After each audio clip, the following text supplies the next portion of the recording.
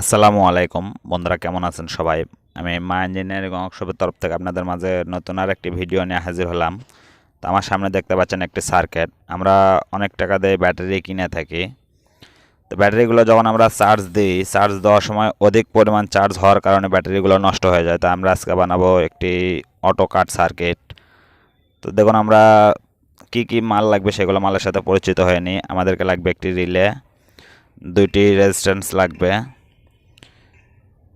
তারপরে দুটি এলইডি লাগবে, একটি লাল কালার, একটি সবুজ কালার। তো দেখুন, আমরা দুইটি এলইডি নিয়েছি।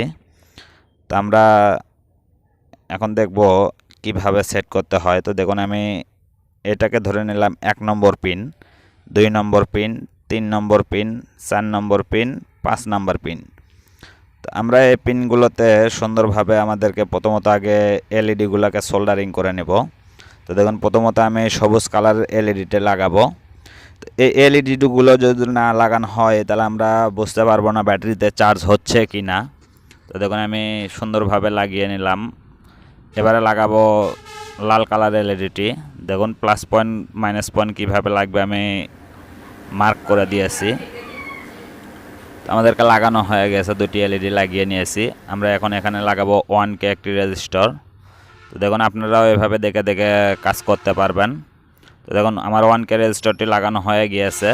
এখন আমাদেরকে লাগাতে হবে একটি 180 ওম। একটা 180 ওম রেজিস্টরটি এভাবে লাগিয়ে নেব। তো দেখুন, আমি এটিকেও সোল্ডারিং করে নিয়েছি। এখন আমাদেরকে যা লাগবে, আমাদেরকে একটু তার লাগবে, যে তার দিয়ে ইনপুট বা আউটপুট দুইটা বের করা, ইন করার আউট করার জন্য লাগবে। দেখুন, আমরা এখানে ইনপুট লাগিয়ে নেব। ইনপুটের লাইনটি আমাদেরকে এখানে রিলের 2 নম্বর পিন এবং 3 নম্বর পিনের সঙ্গে লাগিয়ে নিতে হবে। তো দেখুন, আমি সুন্দরভাবে লাগিয়ে নিয়েছি। ইনপুট মাইনাস এখানে লাগিয়ে নিতে হবে। তো দেখুন, আমি এটিকেও লাগিয়ে নিয়েছি। আমাদেরকে আউটপুটটি এখান থেকে বের করতে হবে। তো দেখুন, আমি আউটপুটটি এখান থেকে লাগিয়ে নিলাম। আমাদেরকে আউটপুট প্লাস পয়েন্ট যেটা, সেটাকে লাগিয়ে নিতে হবে। দেখুন, আমরা আউটপুটের লাল তারটি এখানে লাগিয়ে নেব। তো দেখুন, আমার সার্কিটটি খুব সুন্দরভাবে তৈরি করা হয়ে গিয়েছে। সার্কিটটি এখন রেডি। আমি যদি আপনাদেরকে একটু কাছের থেকে ভালো করে জুম করে দেখাই তাহলে আরও একটু ভালো বুঝতে পারবেন। তো দেখুন, আমি একটু জুম করে নিচ্ছি, আপনাদেরকে দেখানোর সুবিধার্থে জুম করে নিলাম। দেখুন, আমরা কিভাবে সোল্ডারিং করছি, আপনারাও এভাবে দেখে করতে পারবেন।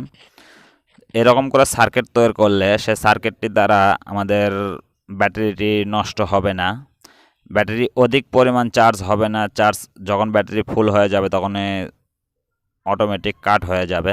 তো দেখুন, আমি এটি চেক করার জন্য একটি ডিভাইস নিয়েছি।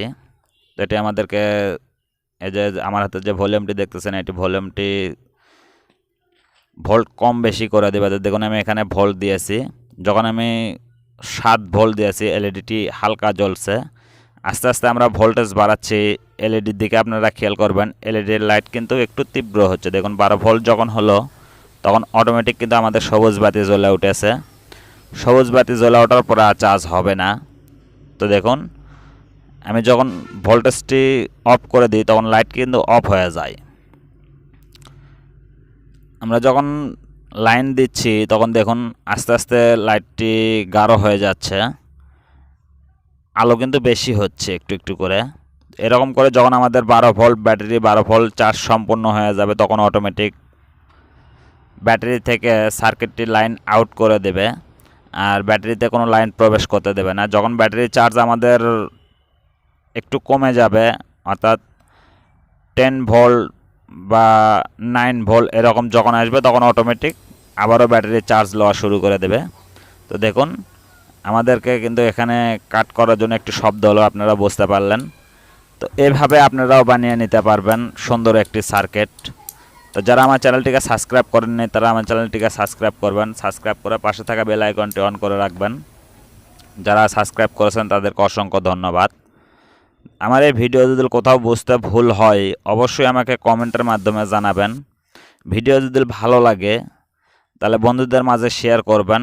আপনার একটি শেয়ারে হয়তো বা অন্যেরও কোনো উপকার হতে পারে। অনেকে আছে ব্যাটারি 2-3 মাস চালানোর পরে ব্যাটারিটি নষ্ট হয়ে যায়।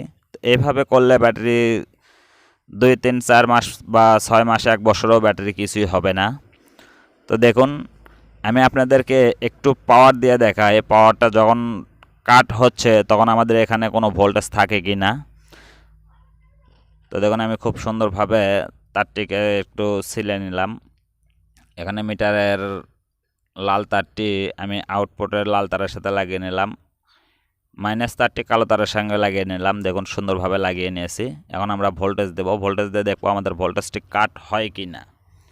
তো দেখুন এখানে লাল বাতি জ্বলতেছে, আমাদের মিটারেও কিন্তু ভোল্টেজ আস্তে আস্তে বাড়তেছে।